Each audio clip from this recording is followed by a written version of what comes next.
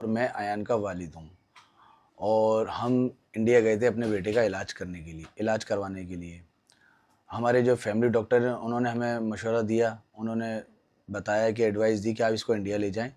तो मैंने वहाँ इससे पहले जो है मैंने जाने से पहले वहाँ रिपोर्टें भेजी थी डॉक्टरों से राब्ता करके।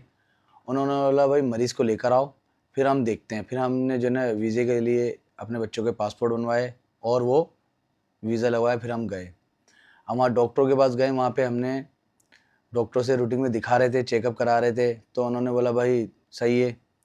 हम वहाँ दिखा ही रहे थे डॉक्टरों को, तो इतने में जो है वहाँ पे ये हादसा हो गया।